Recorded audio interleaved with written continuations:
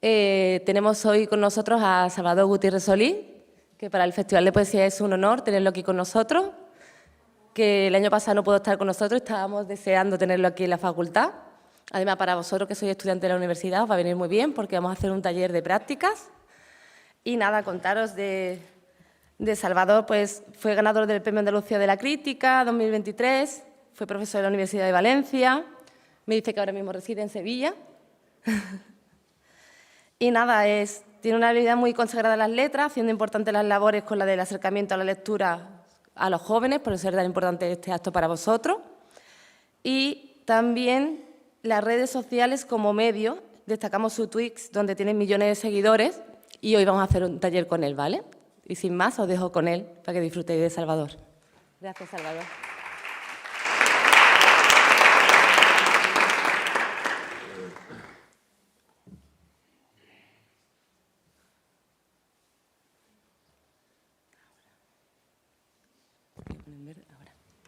Buenos días.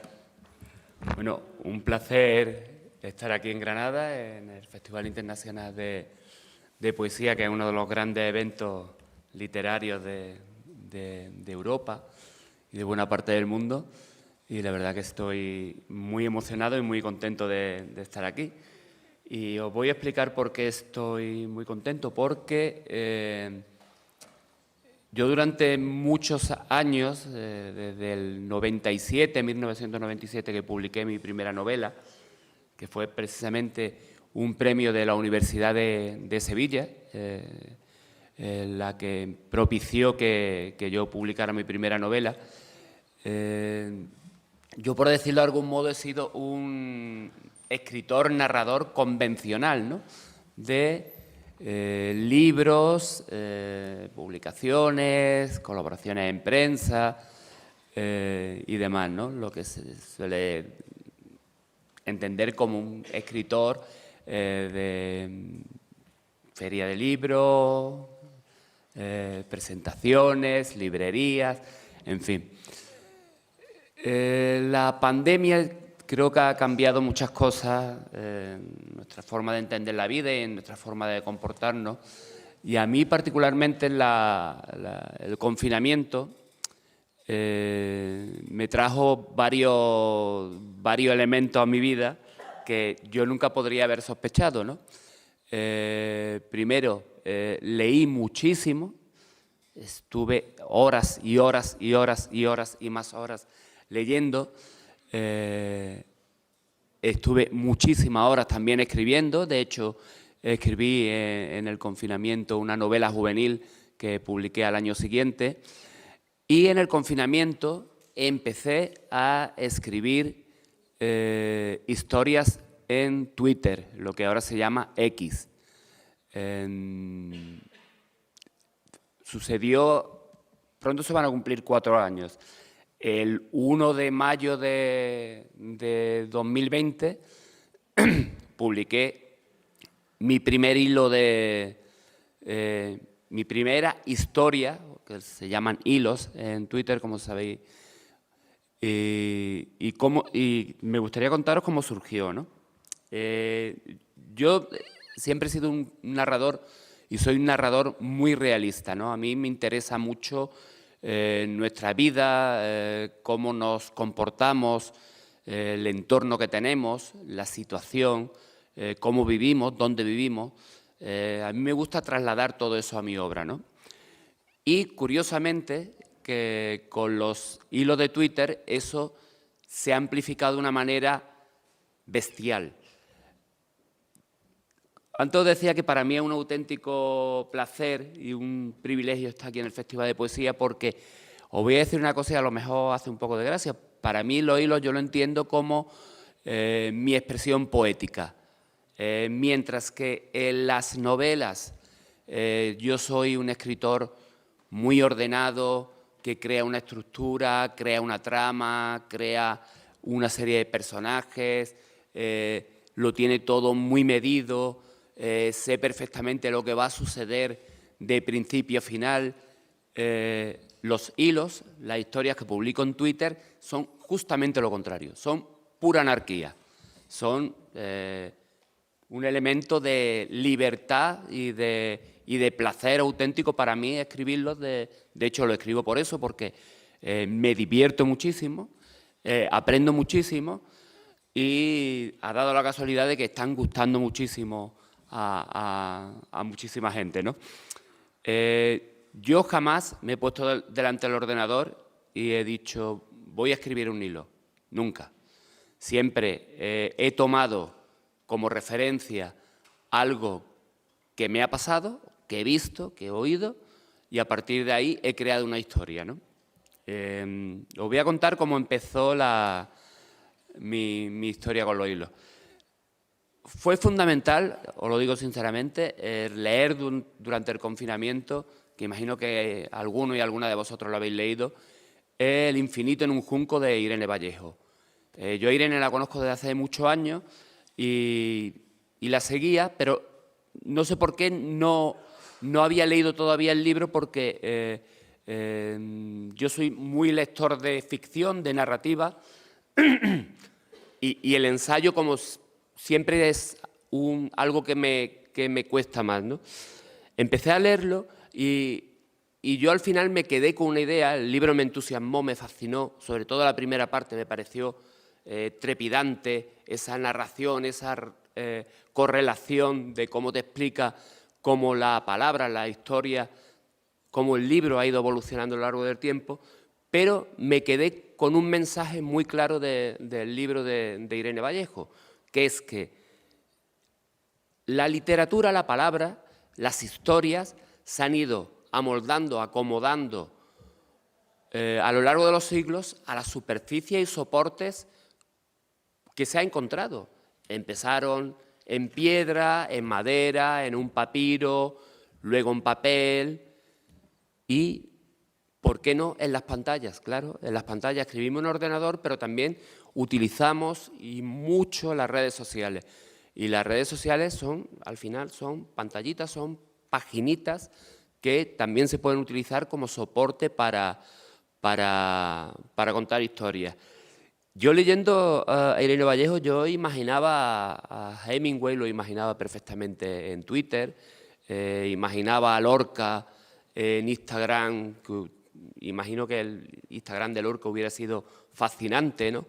Porque hubieran mezclado muy sabiamente y muy espontáneamente la imagen y la palabra. Imaginaba a Balzac en Twitter, en fin. Tenía claro que, como explica también Irene Vallejo en El infinito en un junco, las historias de la palabra se acomodan a la superficie. Y ahora tenemos una superficie que es las redes sociales. Todo eso coincidió con dos hechos que pasaron en mi vida simultáneamente. Yo imagino que en el confinamiento todos, yo por lo menos, yo vivo en un piso en Sevilla y tengo una terraza más o menos amplia y enfrente, por medio de una calle que es relativamente estrecha, pues tengo un edificio que debe haber, calculo, como unas 20 terrazas. O sea, un poco la ventana indiscreta de Alfred Hitchcock, ¿no? Entonces, muchas veces, pues, en el confinamiento todos tuvimos mucho tiempo libre, yo me dedicaba a observar el comportamiento de mis vecinos, que a lo mejor con la rutina de nuestra vida diaria normal, pues no le prestas atención, ¿no? Entonces me di cuenta de que había una señora mayor justo enfrente que tenía unos hábitos muy cuadriculados, o sea, todos los días hacía exactamente lo mismo. Se levantaba, limpiaba un poco la terraza, desplegaba un pequeño tendedero de estos que se utilizan para secar la ropa, tendía la ropa, luego iba a la cocina y todo era como muy medido. A la 1:30 se fumaba un cigarro, almorzaba, en fin, lo tenía todo muy medido, ¿no? Y entonces, de repente, dejé de ver a la señora, una señora de avanzada edad, debe tener unos 80 años. Y claro, pasaron un día, 2 días, 3 días, y claro, queramos o no, confinamiento, persona mayor, COVID, la verdad que me angustié, ¿no? Y entonces un día, el tercer o cuarto día, ya no sabía qué pasaba y realmente estaba asustado. Crucé, calculé más o menos cuál era su portero automático, llamé y tuve la suerte de que respondió esta mujer. Y le dije, perdone que le moleste, soy su vecino de enfrente, todos los días la veo en la terraza hacer 1000 cosas y lleva 3 días sin aparecer por la terraza y estoy asustado porque no sé dónde estaba. Y entonces la mujer me confiesa que ha estado mal, que ha tenido una especie de gripe, que no es COVID y que ha estado en cama y que por eso no había salido a la terraza. Entonces esta mujer, yo le digo, oye, ¿le importa darme su teléfono por si le pasa algo, si necesita algo, porque es una persona mayor? Y esta señora comenzó a llorar, además de una forma muy... le digo, ¿qué le pasa? Y se pone, es que nadie se ha preocupado por mí en meses, nadie me ha preguntado cómo estoy. Y entonces le llamaba, le sorprendía mucho que una persona que no conocía absolutamente de nada llamara a su portero para preguntar cómo estaba, ¿no? Entonces, a partir de ahí empezamos a tener una relación, nos saludábamos así desde las terrazas, todos los días, en fin, ese tipo de historia. Esa historia por ahí se me metió en la cabeza, la soledad de una persona mayor, el COVID, en fin. Eso ya se me metió en la cabeza, ¿no? Y eso coincidió en el tiempo, justamente en el tiempo, con una situación que puede parecer divertida, pero que fue muy puñetera en su momento. Mis vecinos de abajo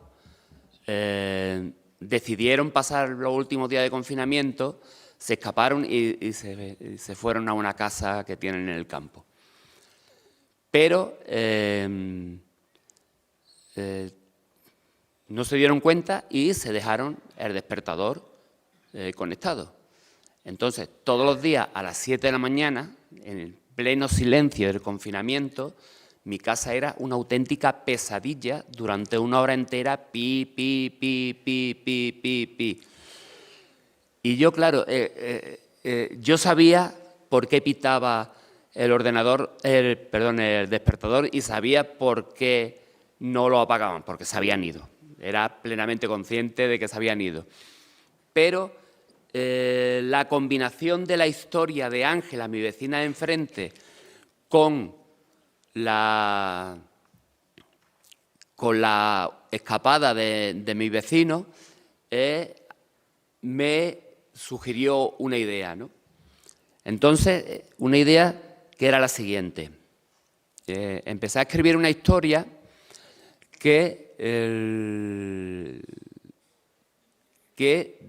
comenzaba diciendo que me despertaba todos los días por el pitido de unos vecinos que se habían dejado el despertador, tal y cual. ¿Y qué es lo que hice para enganchar al lector? Para enganchar al lector me inventé la figura de un perro que se llamaba Lucas, que se hizo en su momento muy famoso. Y entonces contaban la historia que mis vecinos no iban a ningún sitio sin su perro. Entonces, empiezo a contar la historia de que el pitido, pero todo eso se transforma en angustia cuando empiezo a escuchar el ladrido del perro. Y yo tengo claro que mis vecinos no se van a ir a ningún sitio sin llevar a su perro.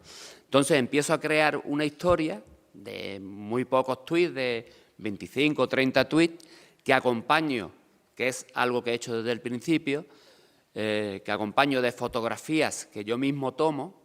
Normalmente son unas fotografías horribles porque yo soy muy mal fotógrafo, pero yo creo que eso también genera sensación de realidad porque se nota que no son fotografías muy artísticas, que digamos. y creo esa sensación y entonces empiezo a publicar la historia. Empiezo a publicar la historia y ¿qué es lo que sucede? Sucede que empieza mucha gente a conectarse a la historia, a retuitearla, a difundirla, porque creen que es real, que yo estoy intentándome colar en casa de mis vecinos para ver si le ha pasado algo, porque estoy escuchando al perro y no sé nada de ellos, ¿no?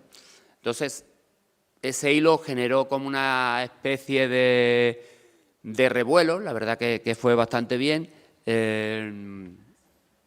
Me llamaba gente en mitad de... Yo estaba escribiendo el hilo y me llamaban amigos, me llamaban conocidos y demás. Me decían, oye, Salva, ten cuidado que lo que vas a hacer es un delito. Que como te cueles en casa de tus vecinos y veas a la policía que te estás colando, te van a detener. Y yo le decía que es mentira todo, que esto es una ficción, ¿no? Pero aún así la gente se lo creía. Y se lo creía sobre todo cuando el final de la historia es un final absolutamente sin final. Porque si leí alguno de mis hilos, una característica que tienen mis hilos son los finales. Hay mucha gente que les irrita profundamente mis finales y hay gente que les fascina. Es un poco como las aceitunas, o te gustan mucho o las odias, ¿no? Pues mis finales tienen eso. Yo esto lo entiendo cuando me preguntan, oye, ¿y por qué le pones siempre esos finales a tu historia? Pues se lo pongo en primer lugar porque lo entiendo esto como un juego. En las redes, se llaman redes sociales, a mí me da mucho coraje, por ejemplo, la típica persona que tiene una cuenta, ya me da igual que sea muy célebre, hombre, yo comprendo que alguien que tenga 2 millones de seguidores tenga problemas, ¿no?, para responder a la gente. Pero si tienes 40, 50.000, 60.000, 70.000, 100.000 seguidores, es relativamente fácil responder a la gente. Simplemente tienes que dedicarle 5 o 10 minutos cada 3 horas para responder a la gente, ¿no? Porque entiendo que se llaman redes sociales, se entienden para interactuar. Entonces yo, mis historias, entiendo que forman parte de un juego y dos, yo siempre, lo que he escrito en mi vida, yo siempre tengo un respeto máximo por el lector y como tengo un respeto máximo por el lector, creo que el lector que me lee es una persona inteligente y que es capaz de confeccionar y construir su propio final, ¿no? Entonces, para mí es muy importante que mis finales sean como, por decirlo de algún modo, muy abiertos o con posibles interpretaciones, porque lo que realmente me apetece y me emociona es que los finales tengan esa posibilidad, ¿no? Bueno, pues tras el hilo del perro de Luca, pues empecé a escribir pues otros hilos, que a lo largo del tiempo pues he ido como secuenciando en diferentes estrategias, por decirlo de algún modo, ¿no? Tengo hilos, historias sobre, que yo le llamo los episodios vecinales en vez de los episodios nacionales, los episodios vecinales. Son historias muy simples, son historias que parten de una rutina muy concreta de que tú estás en tu casa y de pronto ves algo o suena el timbre. Parten de rutinas muy concretas de estar en tu casa y de pronto se convierten en algo extraordinario, en algo que tú dices, ¿esto cómo puede suceder? Pues sucede, ¿no? Tengo otra serie de hilos que están protagonizados por un periodista y por un fotógrafo que se llama Paco, y a este periodista pues le encargan, yo qué sé, un reportaje sobre los cementerios de la ciudad, un reportaje sobre las alcantarillas de la ciudad, un reportaje sobre... Entonces, a través de ese reportaje, pues, no sé, uno que funcionó muy bien, escribía un reportaje sobre las paradas fantasmas que existen en los metros de todas las ciudades. Pues, a través de ahí, crea una historia de un asesino en serie que se esconde en las paradas fantasmas, patatín y patatín.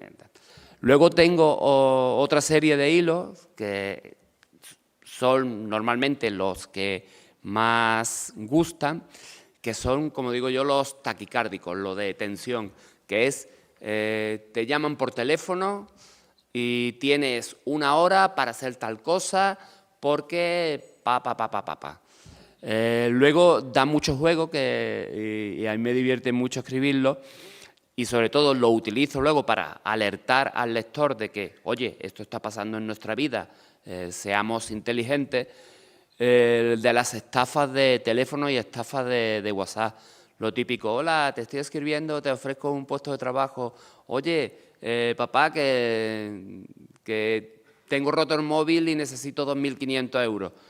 La gente está cayendo y yo construyo historia a partir de eso y al final acabo diciendo, oye, ojo, que esto está pasando y que a la gente le están estafando 2.500, 3.000 y 6.000 euros a través de estas historias, ¿no? En fin, he desarrollado una serie de subgéneros, por decirlo, dentro de mi hilo.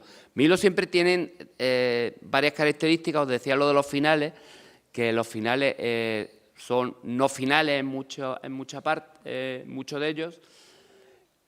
Luego tiene otra característica, que siempre están escritos en primera persona, una primera persona que nunca se ha identificado, que nunca ha dicho quién es, cuál es su nombre, a qué se dedica, salvo el que protagoniza el periodista, pero no se sabe nada de él. Lo único que se sabe es que es una persona que le suceden cosas. No tienen situación geográfica, o sea, aunque yo lo escribo desde Sevilla, no, siempre es la ciudad. La ciudad, y además dividen la ciudad cuando tiene que mencionar que va a diferentes zonas de la ciudad, siempre son zonas muy abstractas. La estación, las afueras, la fábrica, el centro. O sea, no hay una descripción real de nada, que también eso es algo que me posibilita, por ejemplo, que el lector tenga una mayor sensación de familiaridad, ¿no? Porque si a ti estás leyendo una historia en Ecuador, por ejemplo, estás leyendo una historia en Twitter de alguien que escribe de Sevilla, pero que es neutro a la hora de mostrarse geográficamente, pues él piensa en su centro, piensa en su estación, piensa en sus afueras, piensa en su ciudad, no piensa en Sevilla o en Valencia o en Granada, ¿no? Piensa en la situación en la que está. Y luego, lo que decía, y otra característica son mis fotografías patateras, aquí como podéis verlas, las que utilizo y mis grabaciones patateras. Este último hilo lo publiqué el viernes hace justo una semana.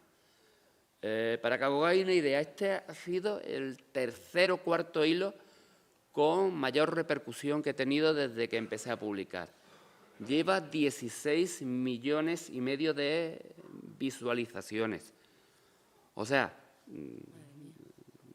a mí cuando hay algunos compañeros dicen que te lean 16,5 millones de personas, eso lo han conseguido muy pocos escritores en la historia de la literatura, pero las redes sociales tienen esta ventaja. Os voy a decir otro dato. Yo cuando publiqué mi primer hilo, que fue el 1 de mayo de 2020, yo tenía 1.400 seguidores en Twitter. En 4 años he multiplicado por más de 100 los seguidores. No me gusta, la palabra seguidores no es muy difícil. Las personas que comparten mi cuenta hoy son 155.000, creo, ¿no? O sea, he multiplicado por más de 100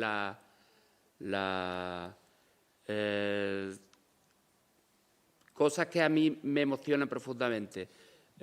Por ejemplo, los hilos funcionan muy bien en España. Yo creo que es el país que más se lee. Pero es alucinante, por ejemplo, cómo en Colombia, Argentina, México, Ecuador, Costa Rica, Panamá, funcionan también de una forma de locura, y me emociona mucho cuando recibo peticiones, constantemente de profesores, maestros de muchísimos países latinoamericanos, de Nueva Zelanda, de Australia, de Estados Unidos, de Francia, de Bélgica, de Holanda, que me piden que si pueden compartir y trabajar los hilos, mi historia, en sus clases, porque consideran que pueden ser una buena herramienta para introducir a los jóvenes en la lectura. Digo que, por supuesto, que me encanta, vamos, que me parece alucinante que hagan eso, ¿no? Lo que os decía de mi conexión con la realidad. El hilo de esta semana pasada.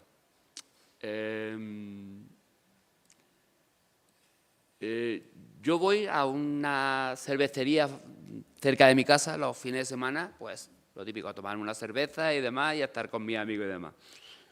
Y enfrente de la cervecería nos reíamos porque esa furgoneta que veis ahí llevaba unos cuantos días aparcada, junto a un parque donde juegan niños. Entonces, una furgoneta, como la veis, muy setentona, con estética setentona, en fin, con tal. Entonces, mi mujer me dice: oye, Salva, ¿no te has fijado en la furgoneta? Digo, sí, la verdad que me llama mucho la atención. Y me dice, una furgoneta al lado de un parque con niños jugando, y me dice, ahí tiene un hilo. Y la verdad que me quedé así, en un principio no le veía la historia, pero me fui, empecé a hacerle fotografías, le hice bastantes fotografías, tomé fotografías allí de la zona y demás, y se me ocurrió el crear una historia de un tipo que que lleva horas asomado a la ventana, controlando lo que hace la furgoneta, porque 8 años antes su sobrino desaparece, y cuando desaparece hay una furgoneta exactamente igual en el mismo parque donde desapareció su sobrino. Luego meto esta foto friki, que soy yo, con 10 años, un poco así lamentable, como el recuerdo que él tiene del niño que desaparece cuando tenía 8 años. Y a partir de ahí empiezo, pues, a crear una trama de cómo ha desaparecido, por qué desapareció. Meto el componente de que los padres se llevan mal, que ese mismo día discuten, que poco después desaparece. Meto el componente de que hay un mendigo que lleva un carro de estos de supermercados que mangan, repleto de televisiones viejas, porque yo a veces me gusta meter esos componentes, por eso os hablaba de que para mí mis hilos son como muy poesía. O sea, imaginaos un carro repleto de televisiones viejas, es algo como un poco surrealista, ¿no? Y empiezo a contar esa historia, que yo animo a que leáis, que le voy metiendo las fotos y demás, que voy ahí encontrando, y que tiene un final, pues, un poco diferente. Yo creo que es de los finales más diferentes que he escrito. Este hilo me ha hecho mucha gracia porque ha gustado muchísimo, ha tenido muchísimos me gusta, en fin. Pero luego también ha habido mucha gente que no tienes vergüenza, hay que decir que es ficción. Y claro, pero dices, es que yo escribo hilos de ficción, es que si fuera que escribo hilos de alerta civil, pues lo comprendería, ¿no?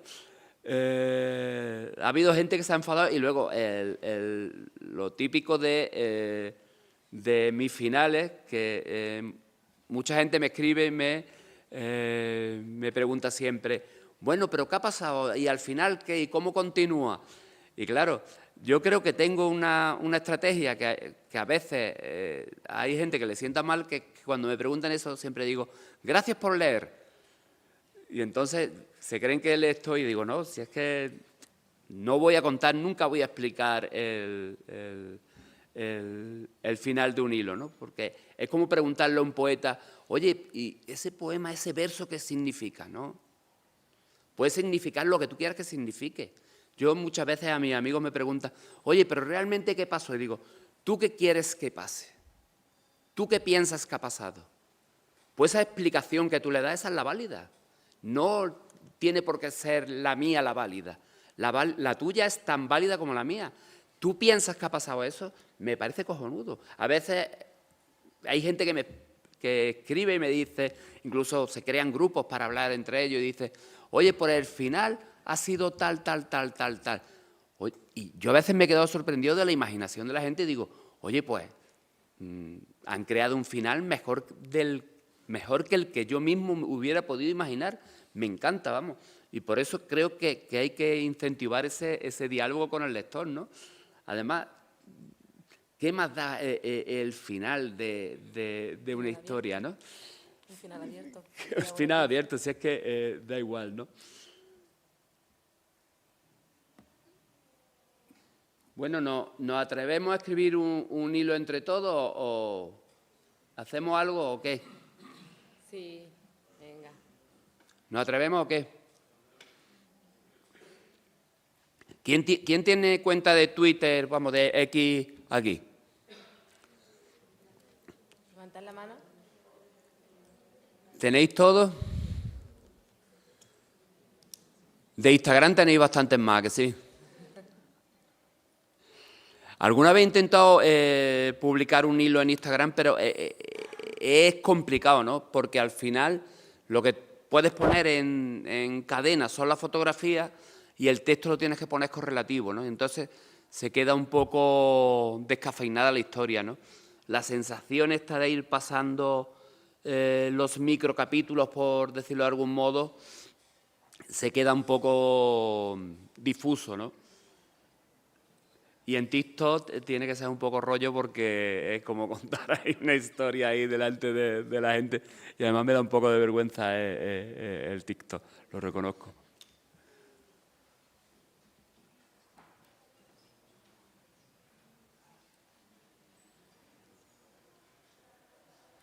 ¿Nos atrevemos a escribir algo o no?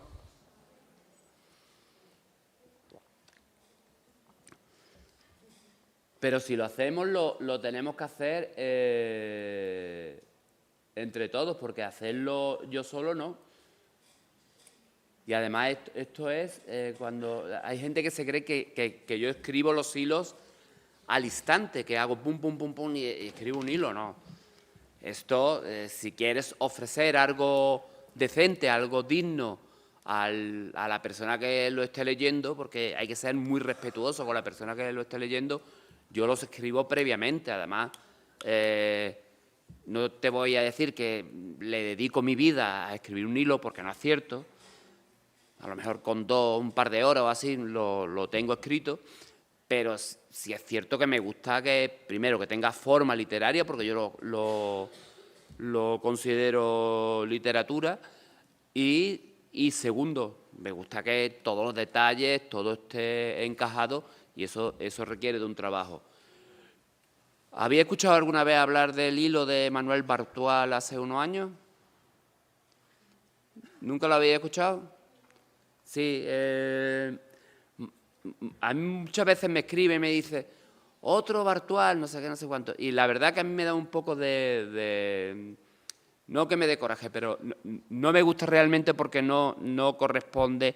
Manuel Bartual es un tuitero ahora está muy orientado a lo que es la producción de podcast y demás, ¿no? Tiene uno muy célebre que se llama Titania, que le han dado el premio Onda.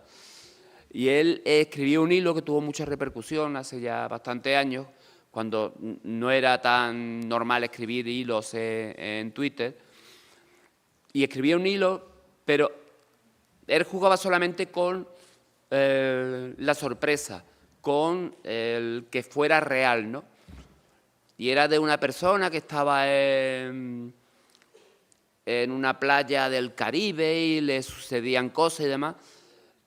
Y entonces yo lo escribo y los publico directamente, o sea, no dejo espacio, mis historias se leen, según lo voy escribiendo, se van publicando, ¿no?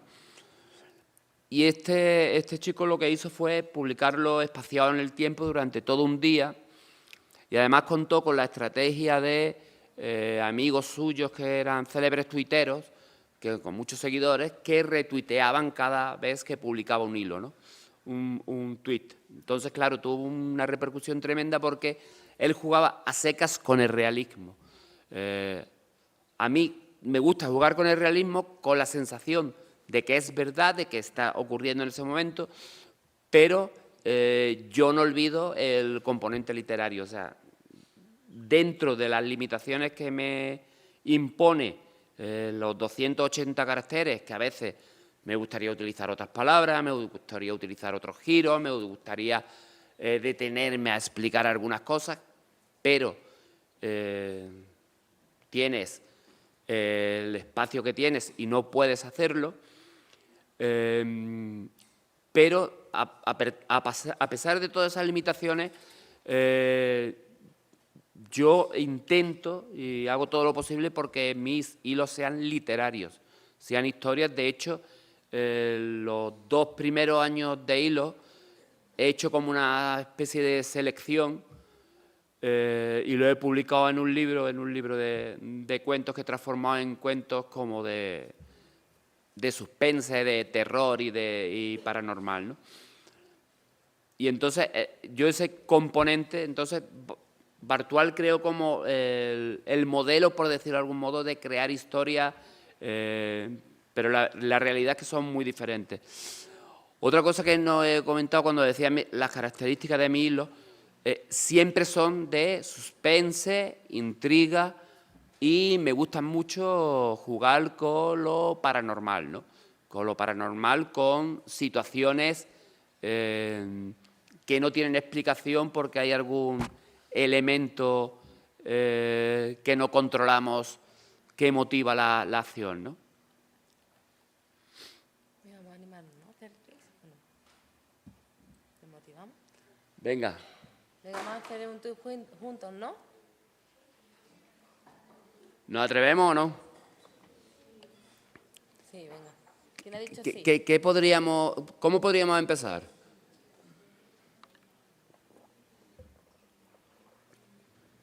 Levantar la mano. ¿A alguien se le ocurre algo? ¿Por allí?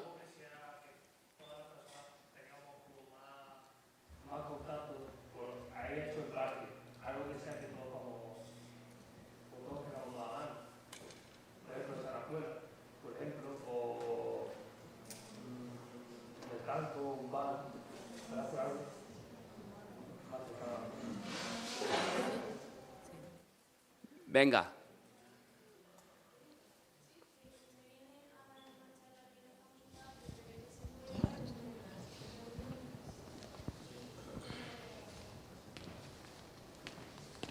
A ver, Pásale el micro. Levantarlo, por favor, cuando sí, ponerlo porque si no, no se escucha bien. ¿Te puedes poner de pie, por favor? Sí, por favor. A mí se me había ocurrido que usted viene a dar una charla aquí a la facultad y de repente no se encuentra con que hay nadie, ni alumnos ni profesores, y tiene que averiguar pues qué ha pasado.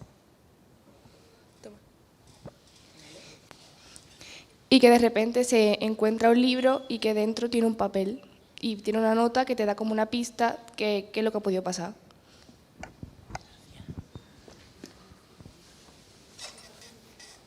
¿Qué más por ahí? ¿Alguien más?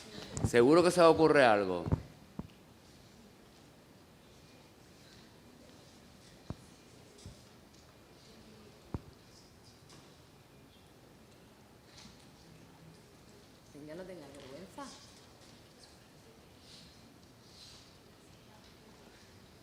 Yo ahora mismo estaba pensando estoy en la Facultad de Ciencias de la Educación de Granada, en el aula magna, dando una charla y hay un chico o chica que me mira muy fijamente, que está en la cuarta fila o en la quinta fila. Cuando levanto la vista, ha desaparecido.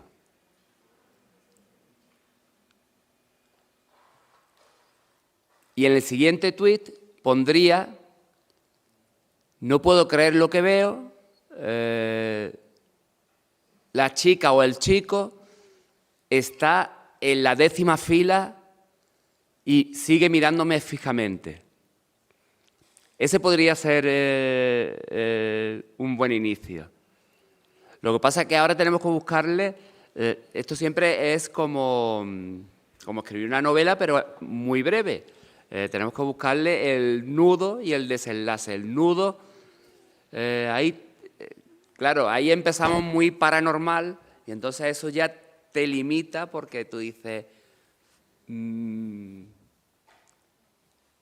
¿qué va a pasar? Entonces lo tienes que meter todo en el rollo paranormal y entonces se nos puede ir un poco de madre, ¿no? Otra situación que puede ser chula. Estoy en la Facultad de Ciencias de la Educación de Granada, en el Festival de Poesía, dando una charla sobre tal, y me encuentro con un chico, una chica y ahora vamos a buscar algo que sea fuerte, tiene que ser algo de impacto, porque lo importante de los hilos, y os lo digo muy en serio, es el primer tuit. Si el primer tuit fracasas, el hilo es un fracaso. O sea, el lector se tiene que quedar con la cara de ¿y ahora qué pasa? Si no se queda con la cara de ¿y ahora qué pasa?, no sigue leyendo. Es inevitable. No sigue leyendo. Si no muerde el anzuelo en el primer tuit, se acabó la historia. ¿Qué podemos decir que he visto yo que tiene que ser un elemento fuerte de impacto con mi pasado? ¿Qué he encontrado? Pues, por ejemplo, que era idéntico a ti, o por ejemplo a tu hermano, a cuando tú tenías unos 20 años. Se parece muchísimo. ¿El qué?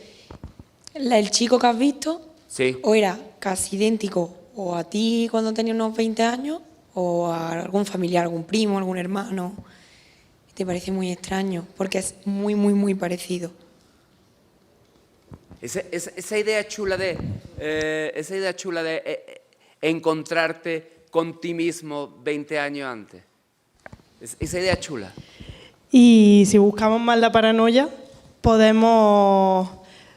que se parece mucho a el tío de mi abuelo que murió en la guerra, o algo de eso. O mi abuelo cuando era joven. Y no sé, tirar un poco por ahí. Es que yo no leo tampoco mucha fantasía, entonces no sé qué decir. Sí. Por allí habíais levantado la mano, me parece a mí, ¿no?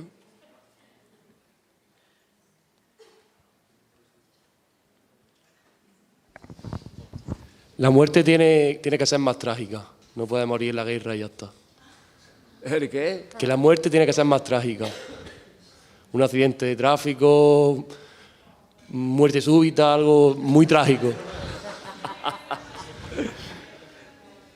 Mira, estaba pensando en una historia.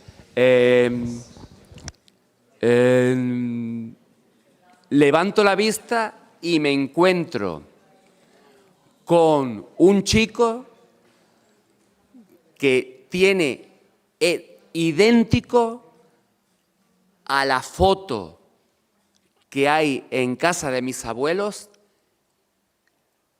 de mi tío Paco. ¿Vale? ¿Paco qué?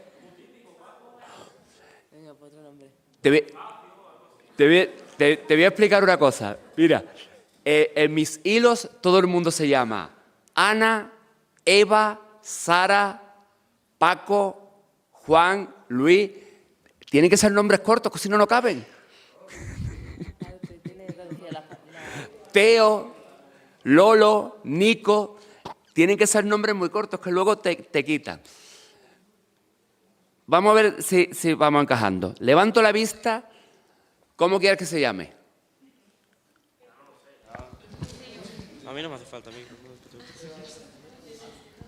Teo, Mario. Uno corto.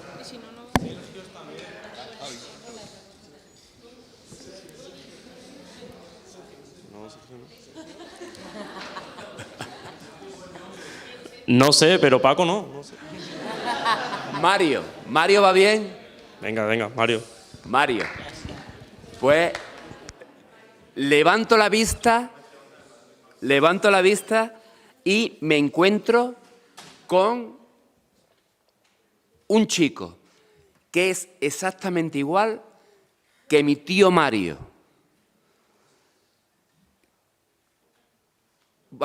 Exactamente igual que mi tío Mario en la fotografía que hay en casa de mis abuelos. Y en el siguiente tuit, porque eso es, los flashbacks funcionan muy bien en los hilos, en el siguiente tuit cuento que mi tío Mario falleció, vamos a lo trágico, que lo trágico siempre engancha, falleció en un accidente de tren que hubo en... Vamos a calcular que...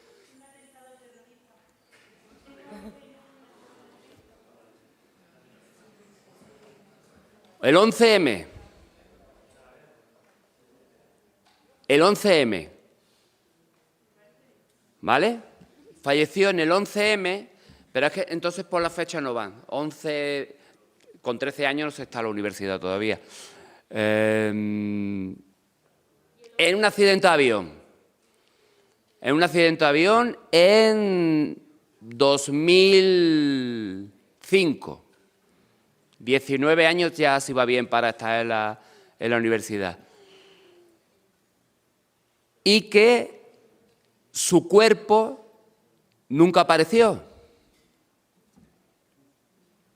Se supone que murió en el accidente de avión. Entonces yo empiezo a comerme la cabeza con ¿qué?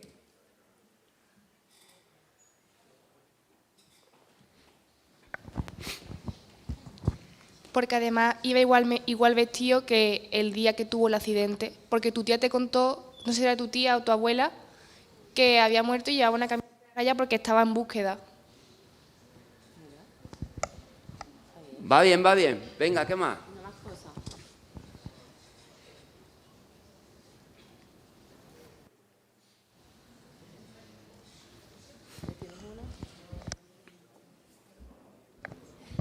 Estábamos hablando del avión, me refiero, porque a lo mejor si ponemos un accidente de coche que él iba conduciendo y tú ibas como copiloto y cuando despertaste porque del golpe entraste como en... Sí, como que te desmayaste y cuando tú despertaste tu tío no estaba. Ahí ya empezó la búsqueda y no lo encontraban. Y tú te acordabas de la ropa que llevaba porque estaba a tu lado.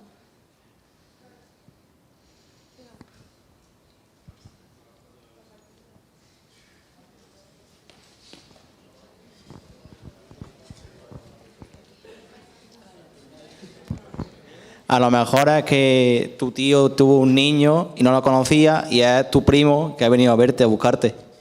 Y no es nada fantástico así, es tu primo que no lo conocía. Claro, sí, yo creo que debemos tirar por ahí. Pero...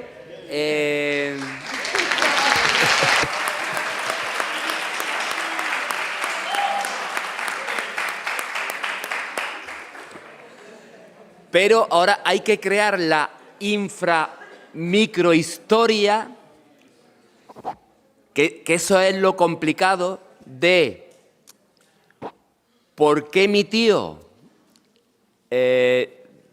Porque esa rendija, porque al final la narrativa es, como sabéis, ir lanzando cebos que el lector vaya picando, que esté siempre pendiente de responder a preguntas y que esté siempre leyendo con el objetivo de encontrar la respuesta a esas preguntas. Y hay que dejar una rendija de que el tío está vivo. Pero entonces eso te lleva a otro punto. ¿Por qué el tío quería desaparecer? El tío Mario quería desaparecer.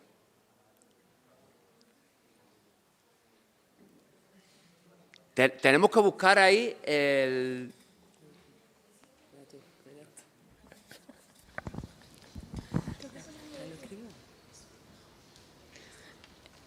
Vale, tu tío nunca se subió al avión, pero no quería desaparecer, lo raptaron. Pero, o sea, bueno, no sé si era el coche. Ay, coge. Yo creo que tiene que ser mejor un avión, porque en un coche, y entre comillas, que estamos hablando de ficción, en un coche se matan poco, en un avión se matan muchos, entonces el perderte entre muchos es más fácil que perderte entre 3 o 4. Yo creo que tiene que ser un avión, un tren, tiene que ser algo que mueran muchos. Trágico, realmente.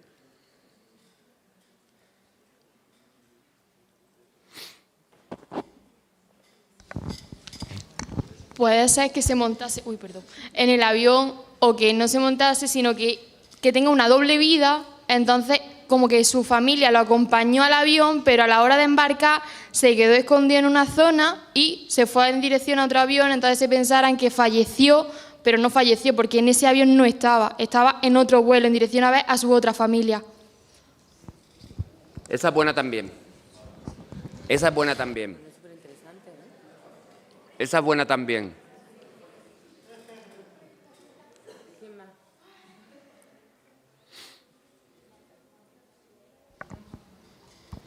Pero ¿cuántos años tiene cuando desaparece?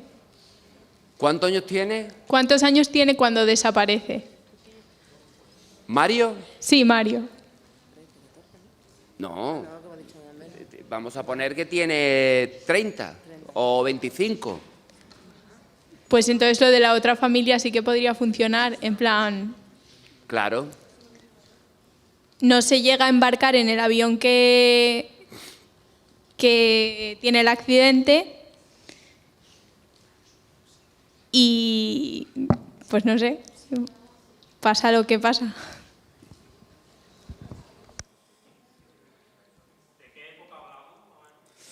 Hemos calculado que tendría que ser sobre 2005, una cosa así, para que el chaval esté en la facultad. 2004-2005. Yo era, pues era una época más atrás, pero si no, a lo mejor no... No sé. Bueno, también podemos poner que, es que si ponemos que el que viene tiene, con el que se encuentra, que es igual que su tío, tiene 30 o 35 años, ya me parece que es muy mayor, ¿no?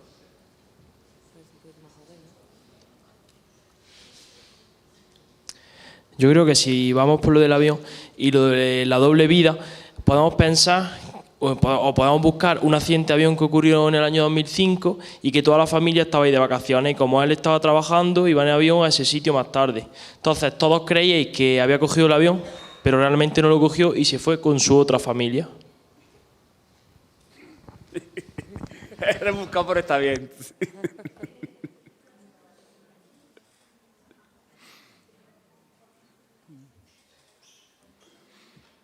¿Alguien más?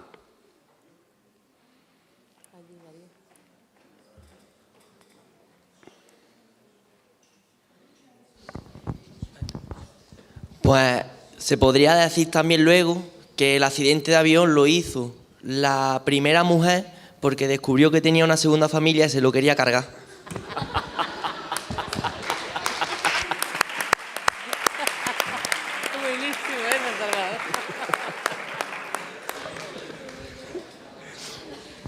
Eso es trágico ya y... trágico y cañero al mismo tiempo. Podemos decir que se parecía tanto a tu tío porque es tu primo, que es profesor de la universidad, pero que era hijo de otra mujer, y de la otra familia, y le cuentan que tienen familia en Granada y que él quiere saber quién es, pero no les han hablado nunca de ella. Bien, tened en cuenta, tenemos que jugar con la duda. Es fundamental jugar con la duda.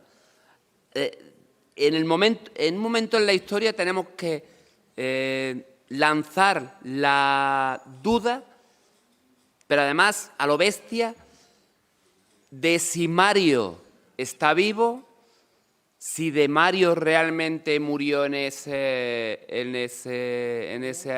avión, pero no podemos darlo como certeza, tiene que ser duda absoluta. Tiene que ser duda absoluta.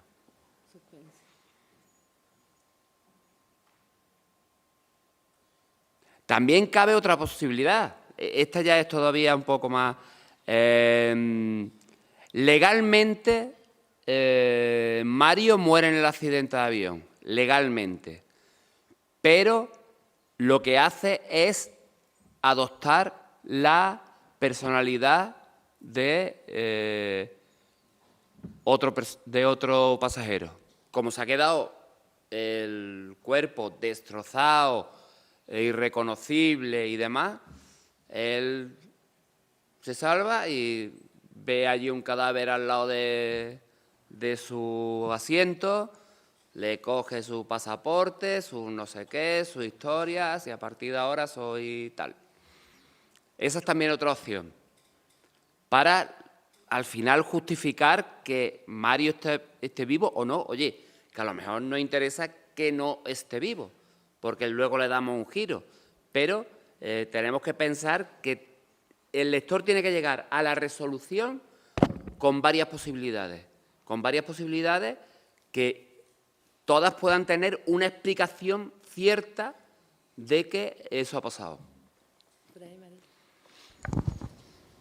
Siguiendo el hilo de la doble vida y tal, podemos decir que falleció por algún ataque al corazón, cáncer, lo que sea, y que le confesó a su hijo que tenía familia en otro lado, o sea, en la ciudad de aquí de Granada.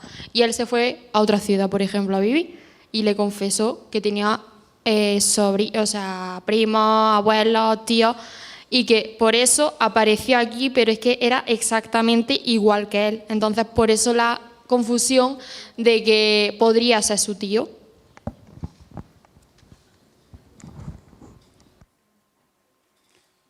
¿Alguien más?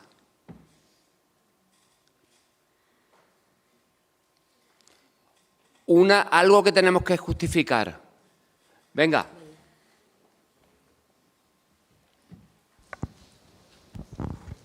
Yo digo que da igual que realmente esté muerto, ¿no? No hace falta revelarlo. Antes del accidente ya tenía un hijo con otra familia. ¿Os habéis enterado?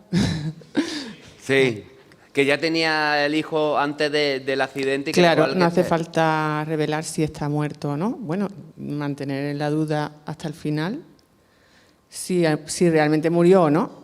Da igual, porque el que está ahí sentado ya había nacido antes del accidente. Vale. Hay una doble vía, ¿vale? Tenemos una doble vía. El Mario tiene una doble vida. Mario muere o no muere en el accidente de avión. Pero tanto para una dirección como para otra, tenemos que dejar alguna pista para confundir, engañar al lector.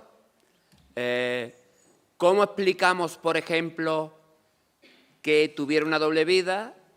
Tenemos que dar algún detalle, alguna pistita. Y cómo explicamos que en el accidente o bien muere realmente o bien suplanta, toma la identidad de otra persona. Tenemos que lanzar dos pistitas para que el lector se quede pensando, este no se ha muerto, este ya lo que tenía era otra familia en otro sitio antes de... ¿Cómo lanzamos? Pues para decir que tiene una doble vida, podríamos decir que era organizador de eventos y que viajaba por todo el mundo organizando diferentes eventos, por ejemplo, festivales de poesía, festivales de algún deporte, organiza eventos. Entonces, al salir fuera, conoció a otra mujer o a otra persona y pues ahí empezó a ocultar su verdadera familia y todo, y creó otra paralela.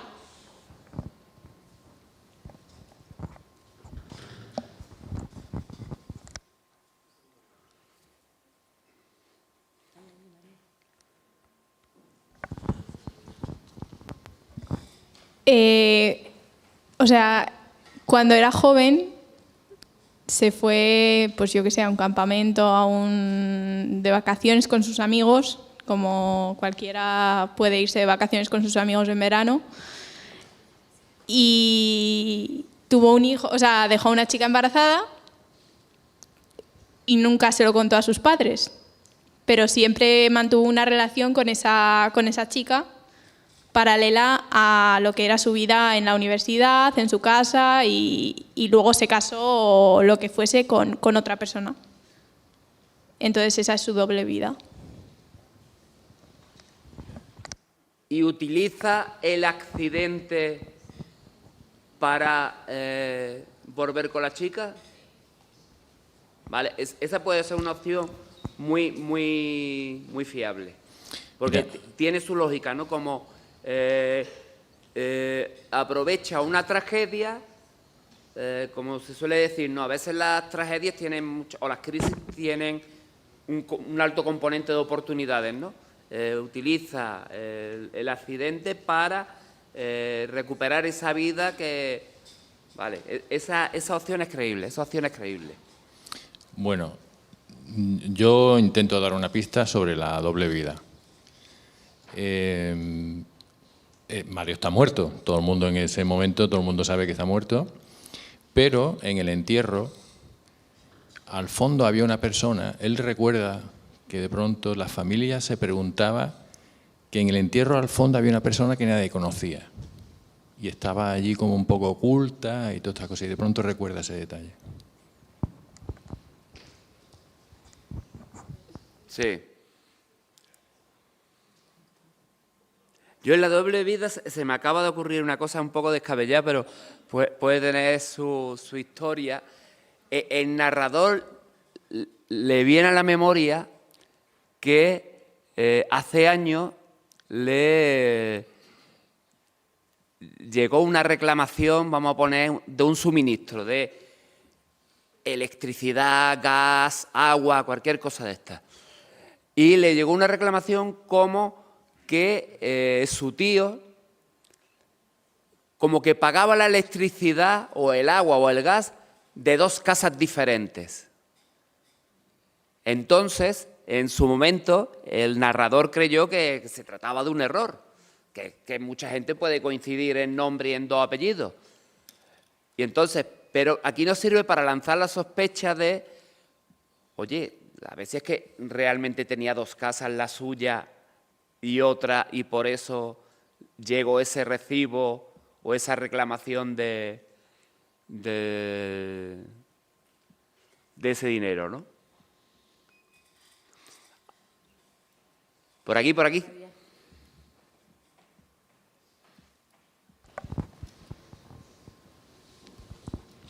Y que en ese recibo siempre al final aparecía un número muy concreto, imagínate el 404, y que el chaval que está sentado justamente enfrente tuya lleva una camiseta que pone aquí 404. Y de repente recuerdas que en en el recibo ponía 404 y empiezas a hilar con los números porque a lo mejor tiene algún tipo de relación con la camiseta que llevaba el chico que estaba sentado enfrente tuya. Explícamelo otra vez, porque me ha gustado a mí eso de los números de la... Tú te das cuenta y recuerdas que en todos los recibos tú leías un número en concreto que siempre se repetía para saber de dónde estaba y al final ponía 404. Y te fijas que el chaval que está sentado enfrente tuyo, que se parece a tu tío, lleva una camiseta y en la camiseta pone 404. Y realmente no sabes por qué, pero recuerdas el hilo de la unión entre esos dos números. Y ya empiezas todavía a sospechar más del chaval que tienes enfrente. Sí. Eso me gusta porque esas asociaciones que realmente tenemos todos en la cabeza de numerología, de por lo que sea, nos sentimos déjà vu con distintos números, situaciones y demás, eso encaja muy bien en este tipo de historias. Sí, eso se puede utilizar perfectamente.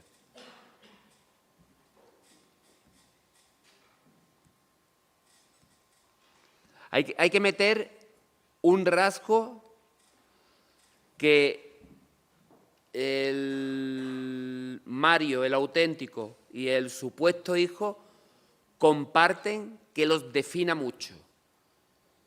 Porque el rasgo físico es importante, pero tiene que haber un rasgo y a lo mejor se puede introducir por ahí. Los ojos. Los ojos son de un color que no es muy común. En plan Bowie, que tenía uno de cada... No tanto, pero puede ser un color que yo que sé, que han heredado de su abuelo, o sea, del abuelo en común.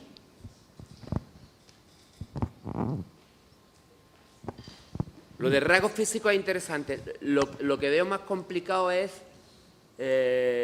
los ojos, porque, por ejemplo, una mancha, un tipo de barbilla, pero el ojo, el color...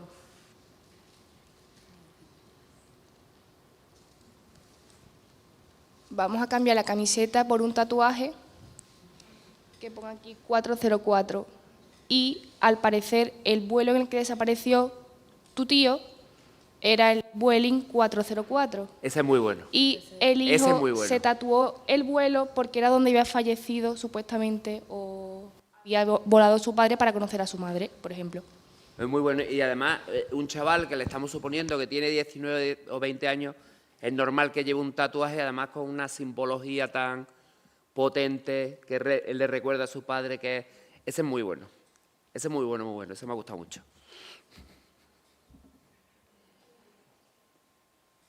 ¿Alguien más?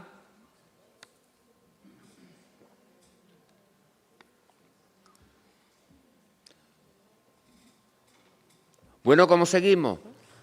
El personaje, el que el narrador se encuentra en el aula magna. Él quiere preguntar. Yo estoy pensando que como estamos dentro del Festival de Poesía, quizás acabas de escuchar un verso y el que lo firma es el seudónimo con el que Mario recibía los recibos, el segundo recibo. Wow.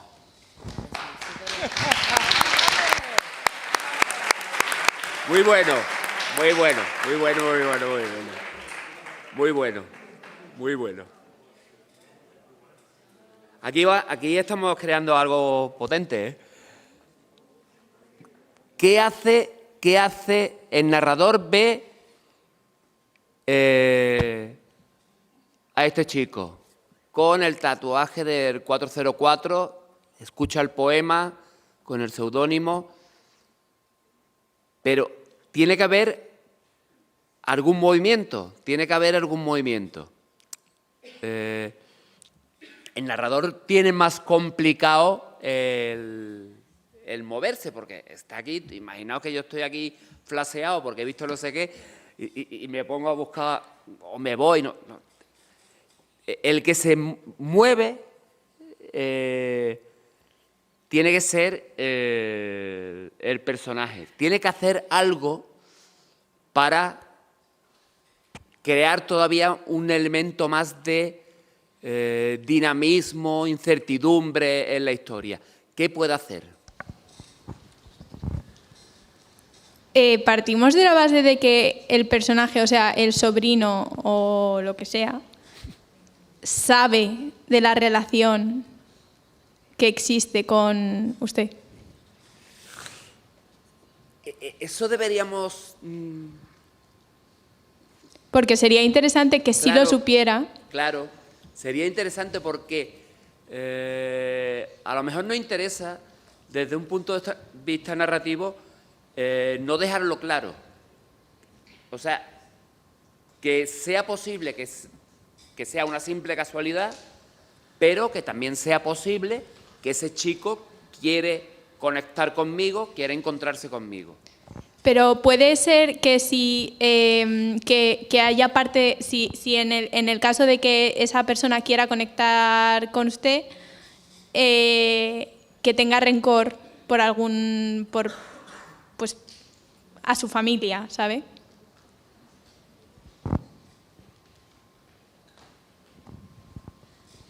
Puede ser que haya venido a la charla intencionalmente porque sí sabe de vosotros, o sea, sabe de su otra familia, y lo que viene a decirte es que yo soy hijo de tu tío que supuestamente falleció, desapareció, pero en plan, para que sepas que tiene otra familia, pero no quiero que, como que le dice que no quiere que le pida información ni nada, como que le da la pista, pero que no quiere saber nada ni de vuestra parte, de la otra familia, ni nada.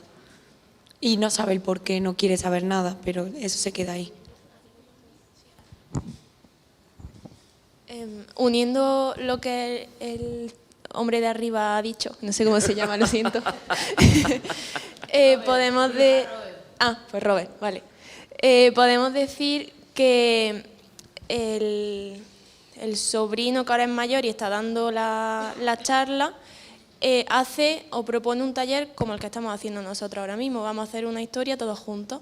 Entonces, el hombre que se parece, el chico que se parece a su tío, levanta la mano y empieza contando la historia de su padre, ya que como él no la ha sabido, pues entre todos le gustaría hacer como una ficticia, entre comillas. Y empieza contando a lo mejor que su padre viajaba en el vuelo 404 y el vuelo se estrelló y nadie sabe lo que ha pasado con él. Eso es potente, eso es potente. Lo que pasa es que eso hay que saber manejarlo bien porque es tal trayazo de información que luego como subimos hacia arriba, porque ten en cuenta que una historia de ser tan breve tienes que ir escalando siempre. La intensidad tiene que ser cada vez mayor. Y eso está muy bien, pero es un trayazo fuerte. ¿Cómo podríamos continuar?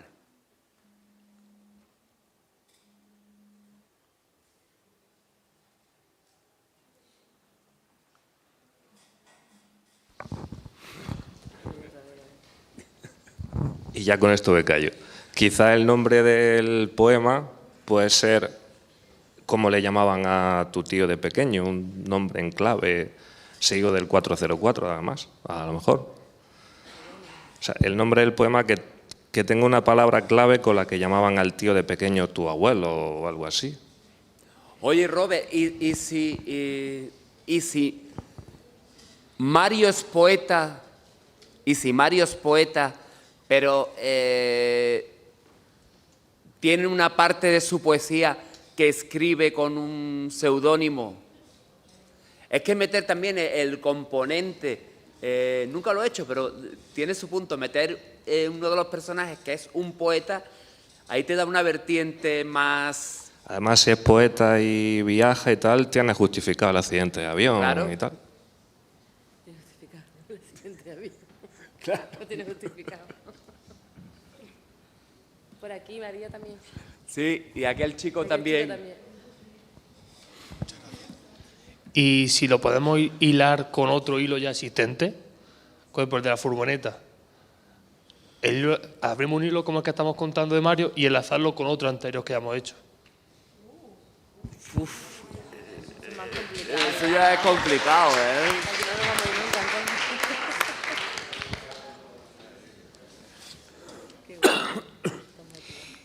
siguiendo con el hilo del número y lo que ha contado Fátima, antes justamente de que el niño empiece a contar la historia, el ponente recibe una llamada, mira que está dando la charla porque tiene el móvil enfrente, y es un número y termina en el mismo, 404, y pone abajo, urgente. Se sale corriendo para afuera, escucha la llamada y una persona que no conoce y le dice, cuidado quien está dentro que te pueda arruinar la vida. Se mete para adentro. Te lo compro, pero para darle todavía más caña, lo que recibe es un WhatsApp. Vale. Y está aquí y lo está leyendo, no se tiene que ir. Lee el WhatsApp y levanta la vista y en ese momento ya no está. Oh, es eso, sí. Bravo, buenísimo, sí. Ahí va encajando. Ahí va encajando. Pero es un WhatsApp porque si sale y entra...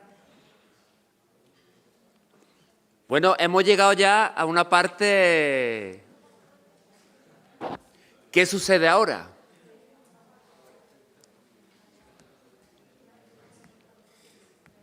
Para dejar con la intriga, ¿no? Porque ahí ya hay que dejar... Sí. En abierto, ¿no? ¿Qué sucede ahora?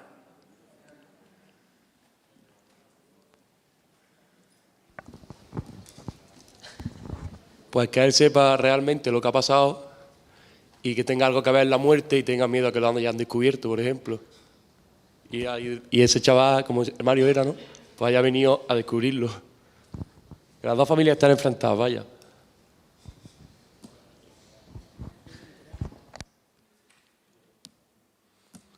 El juego del personaje poeta nos da mucho juego, por decirlo de algún modo, porque yo creo que en ese momento se puede meter algún poema, algún verso que escribiera este supuesto poeta que encaje con la situación, con la narración, con la historia que estamos teniendo y que eso ya sea un flash muy potente, ¿no? Que eso ya sea un flash muy potente. Pero si está quedando una historia, es muy Hitchcock. Es muy Hitchcock, es muy Vértigo algunas cosas que estoy escuchando, ¿eh? Que a lo mejor me voy mucho para atrás, pero ¿y si en vez de tu tío es tu padre o algo? Y así lo relacionas más, yo qué sé, y es como tu hermano, y puedes meter a tu madre, yo qué sé, una paranoia así. No sé. Me voy mucho para atrás a lo mejor, la estoy formando, pero... No, es que hay que meter algún componente, como decía antes, que explique las cosas que pasan luego que han pasado luego en el futuro y en el presente. Pero hay que meter ese componente para darle credibilidad a la historia, si no, no funciona.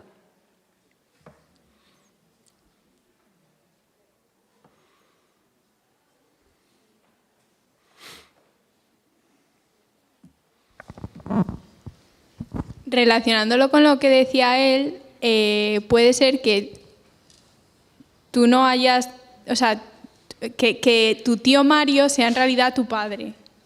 O sea, tú siempre has pensado que es tu tío Mario que ha desaparecido en un accidente de avión y que tu padre siempre ha estado ausente o lo que sea. Pero realmente tu tío Mario es tu padre y entonces el chico que está aquí es tu hermano, que es el de la otra familia. Igual ya es liarlo como muchísimo, pero tiene cosilla la cosa, ¿no? O sea, que en realidad mi tío Mario es mi padre. Sí. Pero tú crees que es tu tío Mario que ha muerto. Pero entonces ahí se puede crear también el chico que veo tiene un rasgo físico que es exactamente igual que uno que yo tengo. Sí, porque sois hermanos. Entonces se nos vaya un poco de madre porque a lo mejor hay que hacerlo más largo, pero ahí también se puede meter el juego de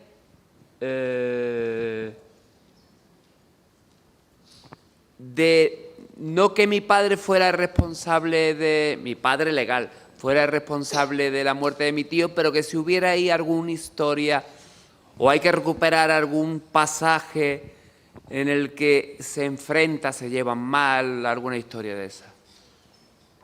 Sí. Es que eso está bien porque es otra ventana abierta, otra rendija. Y mientras más rendijas planteemos, la sensación de incertidumbre crece. Y como decía antes, la gente quiere respuestas, el lector quiere respuestas. Y el querer alimentar todas esas respuestas hace que la atención a la historia que está leyendo sea mayor. Oye, os quería preguntar una cosa, porque está claro que yo de esto voy a sacar una historia colectiva, os nombraré a todos, pero ¿os importa que haga unas fotos mientras estamos y tal? ¿Y alguien quiera ser de sobrino de o sobrina de...?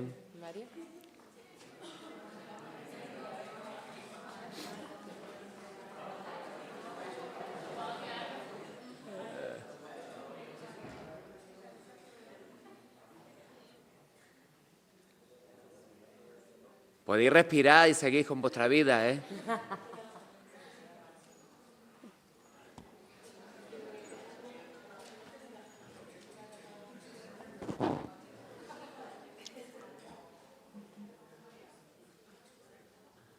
Nadie tendrá un brazo, un tatuaje con 404, ¿no?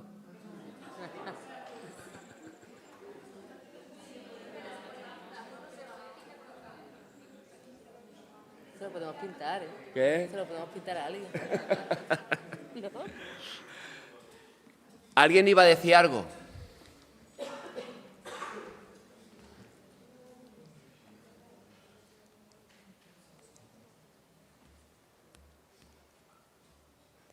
Por aquí decían que podían dibujarse el tatuaje.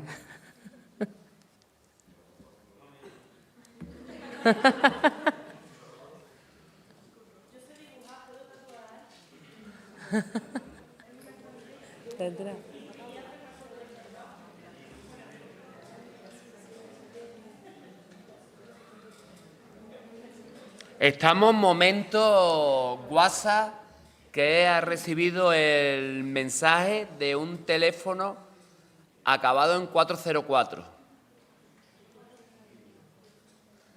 Y cuando levanto la vista, el chico ha desaparecido. ¿Qué seguimos?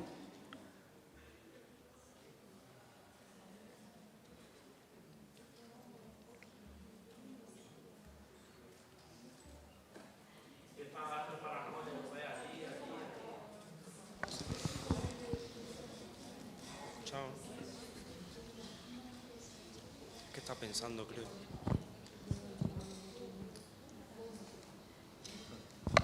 Que empiezan a darte la mejor paranoia y lo ves aquí sentado, luego allí, como que te está paranoiando o algo así. Y yo qué sé, te tienes que salir. Eso lo he pensado, es una de las posibilidades, sí. Que una vez que desaparece, de repente te han hackeado el ordenador y sale una imagen en la pantalla de detrás de un avión con el 404 estrellándose. Eso es chulo también. Porque como ha desaparecido, al fin y al cabo, él es el que te ha hackeado el ordenador. Porque él lo que quiere es demostrarte a ti que es familiar tuyo, pero tú no lo sabes.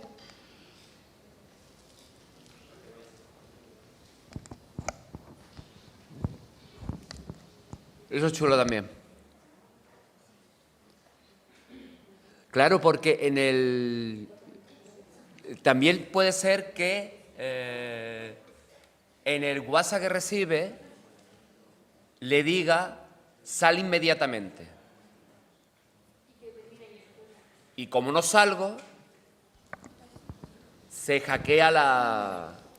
Y si en vez de un avión aparece un poema, ya que estamos en el Festival de Literatura, que salga un poema y que en el poema contenga un tipo de información, a lo mejor con el seudónimo que se firmaba, el número, cualquier cosa. Es el momento justo para meter el poema. Sí. Es el momento justo para meter el poema, porque antes hubiera sido forzado, pero ahora es cojonudo. Ahora encaja perfectamente. Es el momento. Sí. Es el momento. Antes hubiera sido... íbamos a perder un impacto cuando todo tiene su momento. Y ahora es cuando encaja perfectamente. Y entonces ya es cuando se queda como diciendo... ¿Y ahora qué? Tiene el mismo rasgo físico que yo, es exactamente igual que mi tío o mi padre. El poema tiene el seudónimo. Tiene el tatuaje y controla un verso que él escribía con seudónimo y tal, y que eso no lo controlaba nadie. Entonces ahí ya tiene clarísimo que es el hijo de su hermano o su primo. ¿Y ahora qué? Ahora ya estamos en el momento de subidón total. Hay que pegar un subidón un poquito más y luego, obviamente, se tienen que encontrar.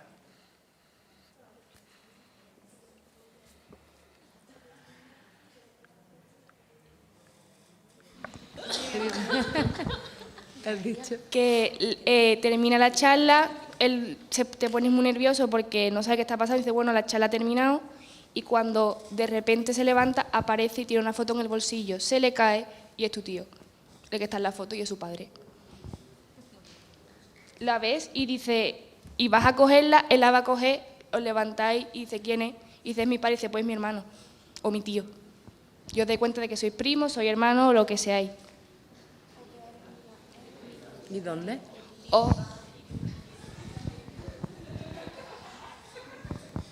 Pues ya siguiendo con las fotos. La foto es de tu madre y está dedicada por tu tío, como diciéndole por nuestro hijo que van a hacer o algo así. Que eres tú.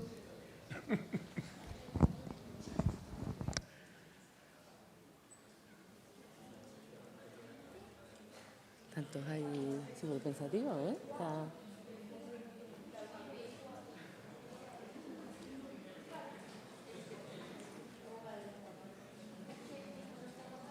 ¿A quién se le ocurre algo más? Mira, ella está ahí a muerte.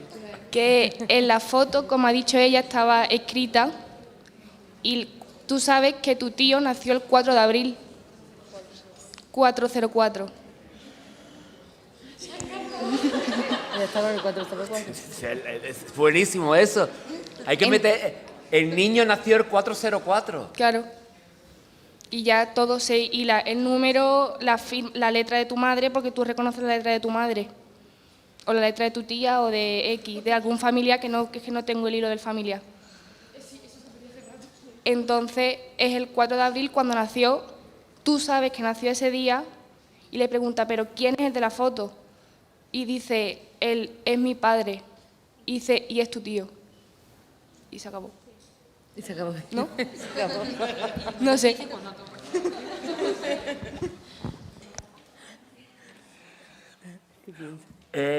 Yo creo que tenemos que acabar.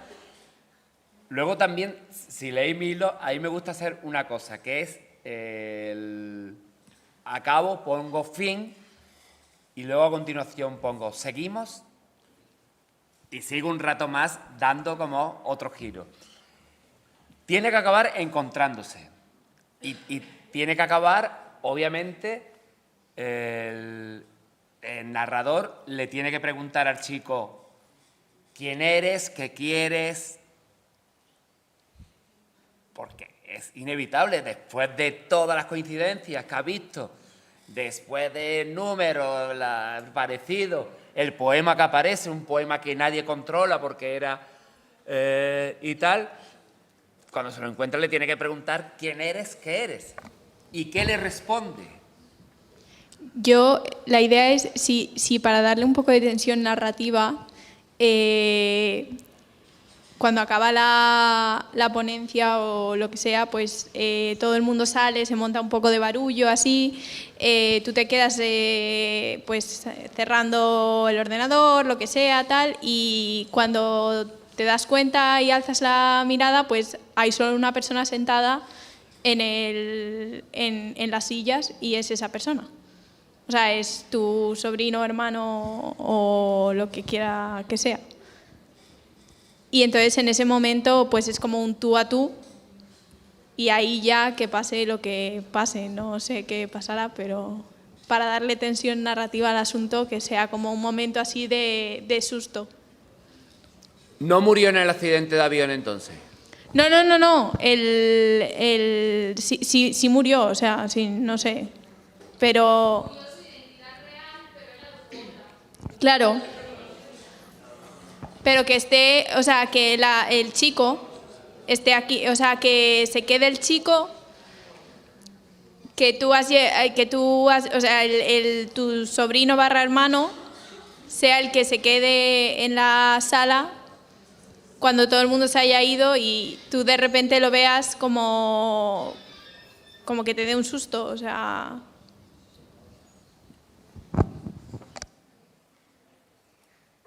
¿Qué más por ahí?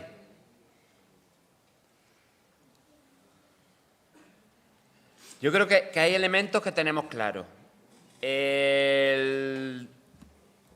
No vamos a llamarle difunto, vamos a llamarle desaparecido. El desaparecido era poeta.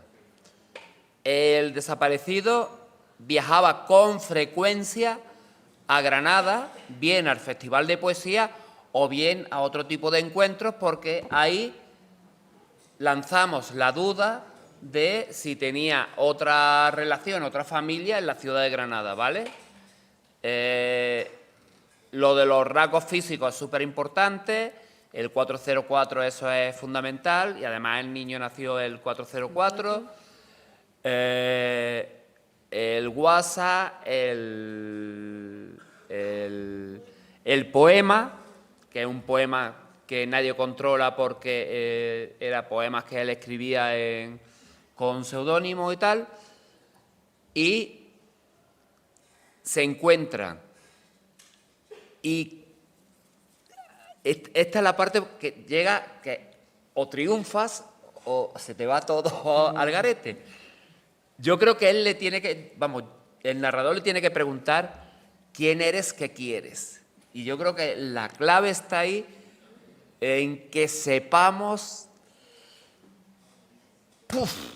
pegar ese bombazo gordo que diga la gente, wow, ¿qué es esto? Que yo estaba pensando en no sé qué y ahora resulta que es algo totalmente diferente.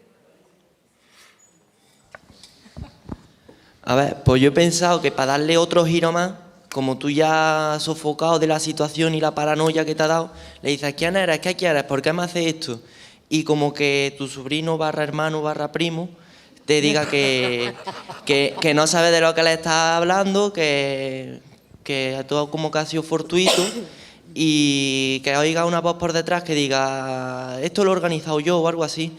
Y resulta que es, por ejemplo, la directora del festival que ha organizado todo esto para que sea fortuito, porque ella es la pareja o la otra familia de tu tío y que ya pues para ver cómo sale por ahí. Es una opción. Es una opción.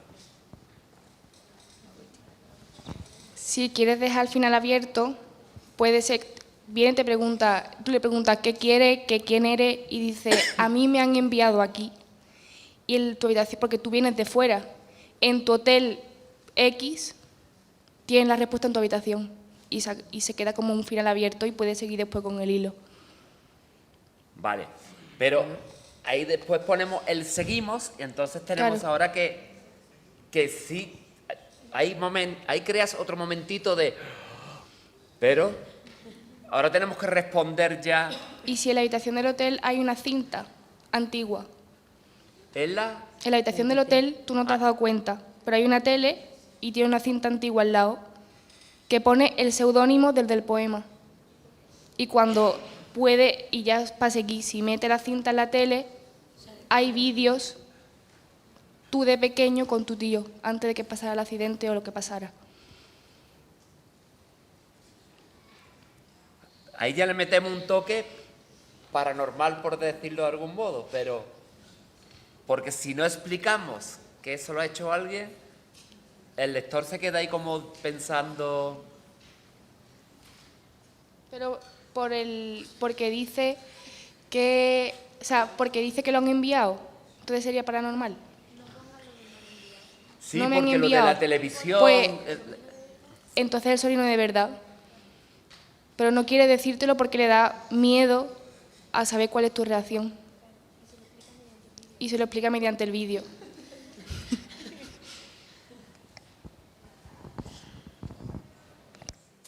¿Algo más?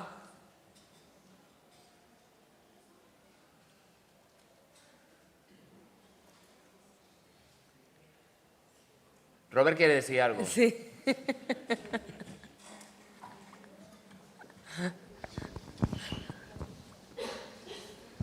Yo es que me tienes que dejar claro si el hombre al final tiene el accidente de avión, si no tiene el accidente de avión. Porque si tiene el accidente de avión, sí que me ha molado mucho lo de que lo haya organizado la directora del festival para que os encontréis, y puede que la directora del festival sea una superviviente de ese accidente también. Quizás. Y ya tiene a la gente enganchada del accidente y toda la historia esa. Y si no, yo dejaría el final abierto de que tú lo buscas y él no está. O sea, has levantado la vista, tienes el poema, pero él se ha ido y continúas buscándolo. Siquiera un final abierto. Ahí te da para hacer una serie de Netflix, si quieres. Sí. Pero la idea es que lo haya organizado alguien así del festival, porque te ha hecho venir a ti aquí para que tú te encuentres con él. Y esa persona está vinculada con el accidente, o puede ser la mujer de tu tío. O... Tienes mogollón de alternativas ahí. Va bien, Robert, porque además se le puede meter una historia circular que es cuando el narrador cuenta el accidente de avión del hermano, también cuenta, qué casualidad, que la directora, que es la que me ha llamado para participar en el festival, también iba en ese avión, pero ella sobrevivió. Yo eso lo daría más tarde, esa información. Por ejemplo, en el accidente sobrevivieron 15 o 13. Y luego, cuando te vayas a la descripción de, o sea, quién lo ha puesto en contacto, ahí deberías decir que esa persona fue una de las supervivientes. También. Porque si no, se le está dando más cao al principio. En la primera parte, al principio, ya menciona que hubo supervivientes. Y Tres, entonces por ejemplo, 3 supervivientes. Vale. Y luego uno de esos supervivientes es la directora. Vale. Y el final, pues ya lo que quieras, o te reencuentras con él, yo no lo veo. Yo dejaría el final abierto de que porque ya crea la tensión de... se ha ido y ahora qué. Lo de resucitar a Mario no lo veo. Yo me refiero a cuando levantas la vista y lo buscas, yo lo del reencuentro no lo veo. Yo lo dejaría abierto, sobre todo para que la peña diga qué ha pasado, y cada uno que se invente su final, que también es... Claro. No, tenemos que acabar con que cada uno se invente su final. Y también podría dejar un final alternativo, como que a seguir la lectura o la carrera de poemas que ha hecho con ese seudónimo, en fin, que tienen miles de historias abiertas ahí. Sí. Lo del reencuentro no lo veo. No. Es que o sea, si le da el reencuentro, es que la gente al final ya vais pensando en que se van a encontrar y que feliz todo y que happy flower. Pero, o sea, yo rompería ese final. Nada.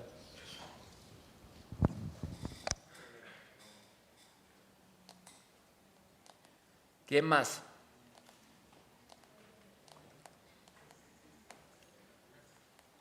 Remate, estamos ya con el remate. ¿Y si la directora y tu tío Mario viajaban juntos en ese avión porque era su amante y se estaban escapando? El avión tiene el accidente, Muere Mario, se salva la directora, pero en ese momento ya está embarazada de él. Y nace ese hijo después. Sí, ese final tiene su historia. Lo que pasa es que en las historias, en la narrativa, en la ficción, tened en cuenta que no podemos utilizar los personajes como paracaidistas. Los tienes que envolver. O sea, ¿cómo os explico? Es como cuando estás viendo esa película de Antena 3 después de comer, que supuestamente es de intriga o de suspense, la estás viendo, y al final el malo o la mala es uno que sale de repente. Dices, pero ¿y este quién es?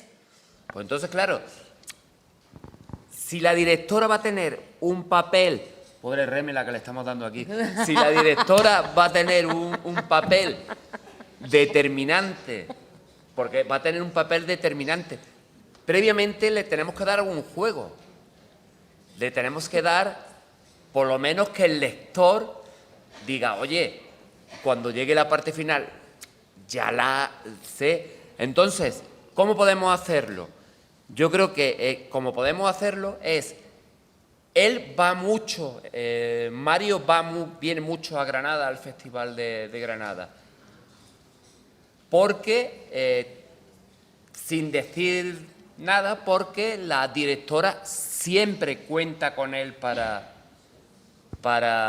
el festival, ¿no? Tenemos que introducirla, porque si no, eso al lector le puede sentar mal, que de pronto diga, sí, porque pero si la directora nunca me ha hablado de la directora, como la directora ahora tiene este protagonismo. Tenemos que meterla antes, y puede ser en esa justificación, que se hace de una manera muy liviana, sin dar ningún tipo de pista, de decir, oye, pues desde la dirección, tampoco hay que decir que era una directora, desde la dirección contaban siempre con mi hermano para que estuviera en el Festival de Granada, ¿no? Uniendo el hilo que usted ha dicho ahora de la directora, ¿por qué no el que está haciendo la charla recuerda que cuando era niño, como el festival tiene 20 años, fue con su tío a uno y él recuerda todo el tiempo a su tío coqueteando con la directora? Todo el día, ay, vamos a ir a ver a tal, vamos a ir a ver a cual. Entonces, él empieza a hacer hilo y se da cuenta de que probablemente fueran amantes y él no lo supiera, pero él era muy niño, no se acuerda. Vale. El narrador hay que dejar claro que es la primera vez que viene al Festival de Granada. Porque no tendría justificación de que ha venido muchas veces y nunca le han hecho esto. Tiene que ser que es la primera vez, que además está como un poco sorprendido de que lo hayan invitado a un festival de poesía, porque él se dedica a otras cosas, ¿no? Estamos ahí ya encajando, porque es que al final todo es narrativa, aunque sea micronarrativa, todo tiene que tener una justificación, tiene que tener un porqué, tienes que explicarlo. Tú no te puedes inventar las cosas que te inventas no se creen. Escúchame, y si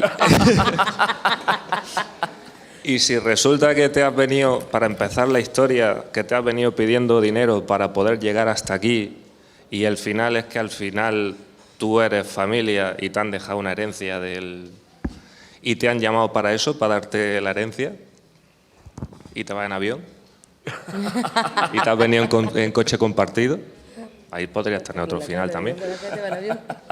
O sea, te han invitado aquí por toda esa historia y tal, y tú vienes pelado, y te han llamado para eso, para decirte que al final saben que tú eres familia directa y te vas con una pasta. Y nos invitas a cerveza ahora cuando terminemos. Todo, y tal. Podría ser un final.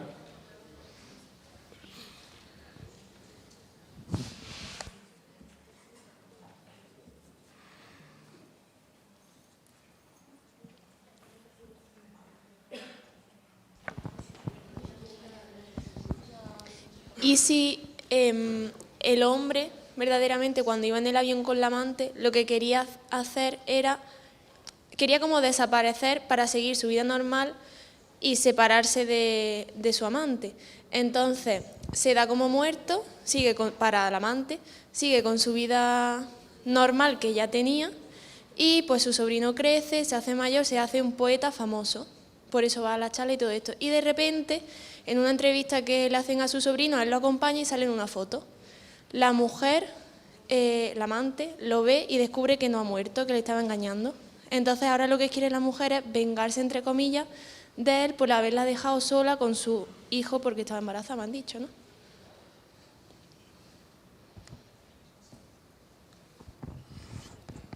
Has dicho una cosa que me ha pegado un flash.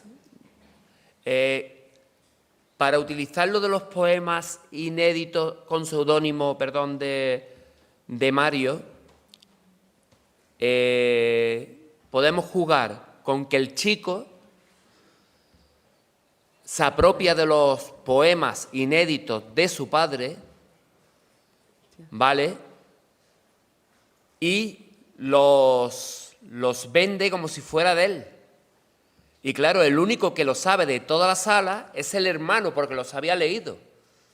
Y entonces se queda como diciendo, si esos poemas no lo ha leído ni Dios, ¿cómo este chaval lo está vendiendo? Porque un poema se pueden parecer 3 palabras, puede haber coincidencia en 3 palabras, pero 2 versos completos, eso es imposible. Y entonces eso crea una angustia brutal en el que él está leyendo. El único que sabe que esos poemas eran del hermano es el narrador y, claro, el chico, porque se encontró una libreta con los poemas del padre y los está vendiendo como suyo. Entonces, el narrador, por ejemplo, dice, bueno, ¿alguien quiere compartir un poema, no sé qué, no sé cuánto? Y el chico, el del 404, dice, sí, a mí me gustaría compartir un poema.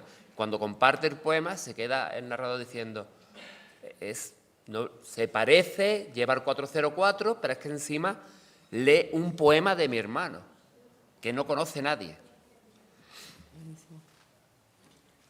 Yo creo que ahí, a partir de ahí ya podemos hacer... Oye, pues va a quedar algo chulo, ¿eh? Puede quedar algo chulo. Ahí hay una historia muy chula, muy Hitchcock, muy Vértigo, pero puede quedar algo chulo. Bueno, ¿alguien más para remate?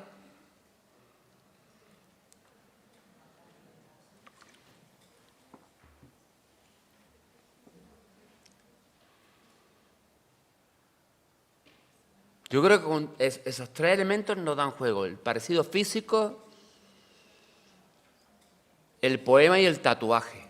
Son, además, lo del 404, fecha de nacimiento, avión,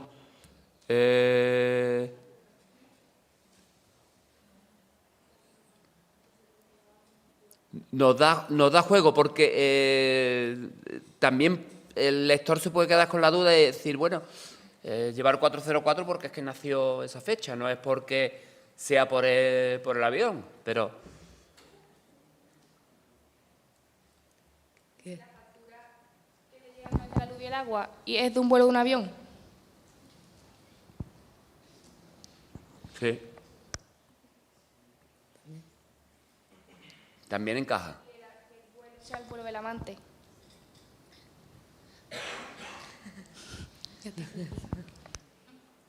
Sí.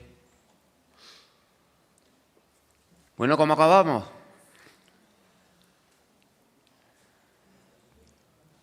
Yo creo que más o menos está acabado bien, porque lo de la directora es la que ha organizado todo, tiene juego. ¿Creéis que el chaval debe saber que el narrador es su tío? ¿O que todo lo ha montado la directora sin tener en cuenta al hijo? La madre del niño, ¿creéis que debe decirle, o sea, que el niño sabe perfectamente lo que están haciendo o que no?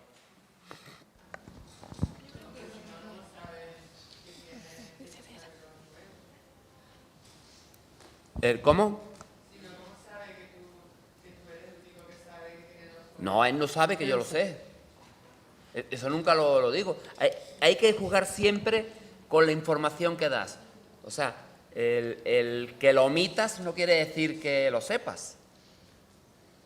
O sea, yo en el tuit pongo que me quedo alucinado porque estoy escuchando un poema, pero yo no digo, y él sabe que... No, que lo sé yo, que lo sabe él, no, ya no... Ahí no lo puede decir el narrador, porque no lo puede saber. ¿Ya? ¿Y si cuando el hijo, todo esto lo organiza la directora, que es la madre del niño, pero ninguno de los dos, ni el hijo ni el tío, saben lo que está pasando? Entonces, cuando el ponente pide que digan un poema, el hijo, el sobrino en este caso, dice el poema de su padre. El hermano se queda en shock porque dice, ¿tú cómo sabes ese poema si lo escribió mi hermano antes de morir y no está publicado? Y dice, no, ese poema lo escribió mi padre antes de morir también. Y ahí es como que enlazan. Ese es un posible primer final bueno. Ese es un posible primer final.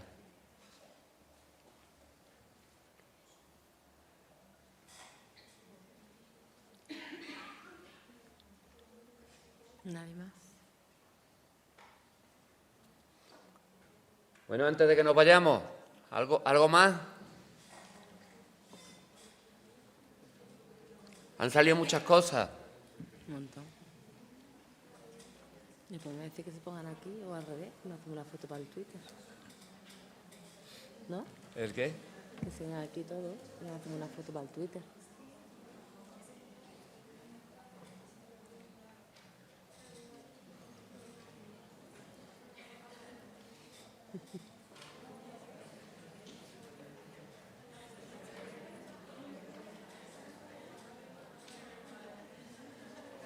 ¿Qué? Te están posando.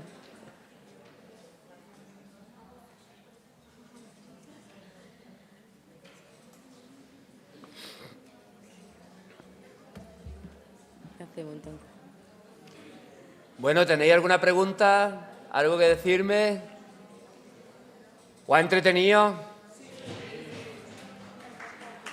Un aplauso para cada...